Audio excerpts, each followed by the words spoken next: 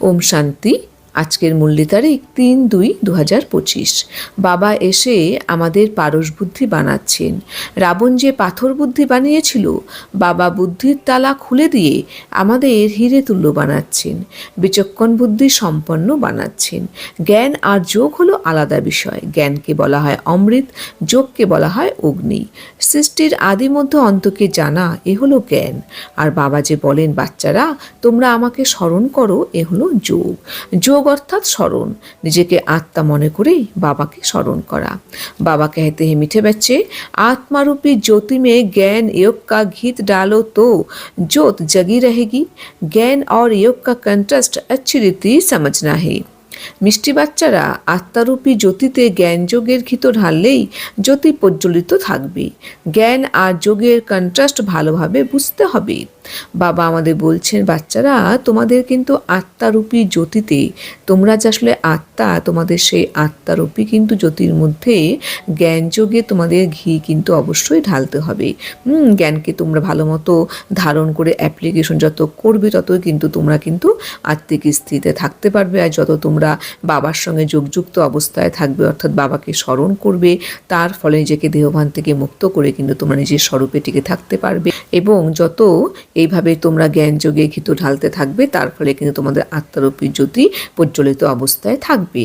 আর তোমাদের কিন্তু জ্ঞান আর যোগের কন্ট্রাস্টকে ভালো মতো বুঝতে হবে। প্রশ্ন, बाप का कार्य प्रेरणा से नहीं चल सकता, उन्हें यहाँ आना ही पड़े क्यों?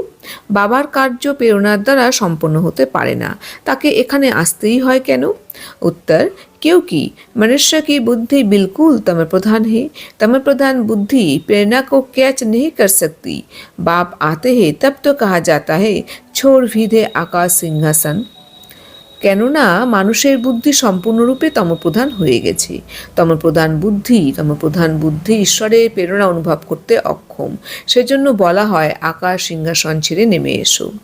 বাবা আমাদের বলছেন যে মানুষের বুদ্ধি কিন্তু এখন সম্পূর্ণরূপে তমপ্রধান হয়ে গেছে, দেহভানের বশীভূত হয়ে।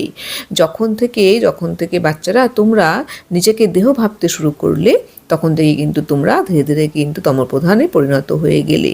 তো বাবা কিন্তু তাই বলছেন যে তমপ্রধান বুদ্ধি কিন্তু ঈশ্বরের প্রেরণা অনুভব করতে পারে না, সেই বিষয়ে তারা অক্ষম। তাই বলা হয়ে থাকে যে ছোড় ভিদে আকাশ সিংহাসন আজা ধরতে পারে। মানে সেজন্য বাবাকে বলা হয় যে বাবা তুমি এখন তোমার সিংহাসন ছেড়ে এসে আমাদেরকে তোমরা সম্পূর্ণভাবে ভালো মতো তৈরি করো। मीठे मीठे सिकिलाते बच्चों प्रति मात पिता बाप दादा की याद प्यारा गुड मॉर्निंग। रूहानी बाप के रूहानी बच्चों को नमस्ते। हम रूहानी बच्चों की रूहानी बाप दादा को याद प्यारा गुड मॉर्निंग, नमस्ते नमस्ते नमस्ते। धारणा के लिए मुख्य सार नंबर 1, याद के बल से अपने कर्मेंद्रिय को शीतल शांत बनाना है। फूल पास होने के लिए यथार्थ रीति बाप को याद कर पावन बनना है। স্মরণের বলের দ্বারাই নিজের কর্মেন্দ্রিয়কে শীতল শান্ত বানাতে হবে। ফুল পাস হওয়ার জন্য যথার্থ রীতিতে বাবাকে স্মরণ করে পবিত্র হতে হবে। আমরা যত বাবাকে স্মরণ করব, তার ফলে কিন্তু আমাদের কিন্তু সেই শক্তি আমরা প্রাপ্ত করতে পারবো, এবং তার জন্য এবং সেই শক্তির দ্বারা কিন্তু নিজের কর্মেন্দ্রিয়কে আমরা শীতল শান্ত বানাতে অবশ্যই সক্ষম হব। আর আমাদের কিন্তু 100% ফুল পাস হওয়ার জন্য কিন্তু সঠিকভাবে বাবাকে স্মরণ করে আমাদের পবিত্র হতে হবে। नंबर 2, उठते बैठते बुद्धि में रहे कि अभी हम ये पुराना शरीर छोड़ वापस घर जाएंगे। जैसे बाप में सब ज्ञान है, ऐसे मास्टर ज्ञान सागर बनना है। উঠতে বস্তু যেন বুদ্ধিতে থাকে যে আমরা এই পুরানো শরীর ছেড়ে ঘরে ফিরে যাব। যেমন বাবার মধ্যে সব জ্ঞান রয়েছে, তেমনি মাস্টার জ্ঞান সাগর হতে হবে। বাবা আমাদের বলছে যে যেন আমাদের উঠতে বসতে চলাফেরা করতে সবসময় যেন আমাদের বুদ্ধিতে থাকে যে এখন কিন্তু ড্রামা অনুসারে কিন্তু আমরা কিন্তু আমাদের এই পুরনো শরীর ছেড়ে কিন্তু আমরা ঘরে ফিরে যাব, এখন সেই সময় চলে এসেছে। যেমন আমাদের বাবার মধ্যে জ্ঞান আছে, অর্থাৎ বাবা যে আমাদের জ্ঞানের সাগর, সেরকমই কিন্তু আমরা বাবার সন্তান, আমাদের কিন্তু মাস্টার জ্ঞান সাগর হতে হবে। वरदान, कंबाइंड स्वरूप की स्मृति द्वारा श्रेष्ठ स्थिति की सीट पर सेट रहने वाले सदा संपन्न भवो। কম্বাইন্ড স্বরূপের স্থিতির দ্বারা শ্রেষ্ঠ স্থিতির সিটে সেট থাকা সদা সম্পন্ন ভব। বাবা আমাদের বলছেন, বাচ্চারা তোমরা যত কম্বাইন্ড স্বরূপের স্থিতির দ্বারা শ্রেষ্ঠ স্থিতির সিটে তোমরা সেট থাকবে, তার ফলে তোমরা কিন্তু সদা সম্পন্ন আত্মা হতে সক্ষম হবে। स्पष्टीकरण। संगम युग पर शिव शक्ति के कंबाइंड स्वरूप की स्मृति में रहने से संगम युग पर शिव शक्ति के कंबाइंड स्वरूप की स्मृति में रहने से हर असंभव कार्य संभव हो जाता है। यही सर्वश्रेष्ठ स्वरूप है। इस स्वरूप में स्थित रहने से संपन्न भव का वरदान मिल जाता है। बाप दादा सभी बच्चों को सदा सुखदायी स्थिति की सीट देते हैं। सदा इसी सीट पर सेट रहो तो अतीन्द्रिय सुख के झूले में झूलते रहेंगे। सिर्फ विस्मृति के संस्कार समाप्त करो।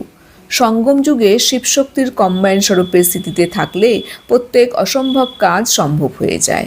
এটাই হলো সর্বশ্রেষ্ঠ স্বরূপ। এই স্বরূপে স্থিত থাকলে সম্পূর্ণ ভাবর বরদান প্রাপ্ত হয়ে যায়। বাপদাদা সকল বাচ্চাদেরকে সদা সুখদায়ী স্থিতির সেট প্রদান করেন। সদা এই সিটে সেট থাকো, তাহলে অতীন্দ্রিয় সুখের দোলনায় দুলতে থাকবে। কেবল বিস্মৃতির অর্থাৎ বিস্মৃতির সংস্কার সমাপ্ত করো। বাবা আমাদের বলছেন যে বাচ্চা তোমরা যত এই সঙ্গম যুগে শিবশক্তির কম্বাইন্ড স্বরূপের স্থিতিতে তোমরা থাকবে, অর্থাৎ বাবাকে সবসময় সঙ্গে নিয়ে চলবে, যে বাবা আর আমি একসাথে আছি শিবশক্তি, আমরা হলাম শিবশক্তি সেনা। আমরা যত সেই স্বরূপে আমরা সবসময় টিকে থাকবো, তার ফলে কিন্তু যে কোনো রকমের অসম্ভব কাজ কিন্তু আমরা সম্ভব করে দিতে সক্ষম হব, কারণ এটাই কিন্তু হলো আমাদের সর্বশ্রেষ্ঠ স্বরূপ। তো বাবা তাই বলছেন যে এই স্বরূপে তোমরা যদি টিকে থাকতে পারো, তার ফলে কিন্তু তোমরা সম্পূর্ণ ভাবর বরদান প্রাপ্ত করতে পারবে। কারণ বাপদাদা কিন্তু সকল বাচ্চাদেরকে কিন্তু সর্বদা কিন্তু সব সময় সুখদের স্থিতির সেট প্রদান করেছেন। তো আমরা যত সেই সিটের সেট থাকবো, তার ফলে কিন্তু অতীন্দ্রিয় সুখের দোলনায় দুলতে থাকবো।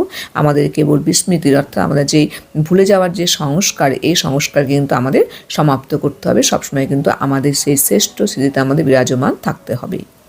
স্লোগান। पावरफुल वित्ती द्वारा आत्माओं को यज्ञ और योगी बनाओ। পাওয়ারফুল বৃত্তির দ্বারা আত্মাদেরকে যোগ্য আর যোগী বানাও। পাওয়ারফুল বৃত্তি অর্থাৎ শক্তিশালী বৃত্তির দ্বারা কিন্তু আমাদের আত্মাদেরকে যোগ্য এবং যোগী বানাতে হবে। ওম শান্তি।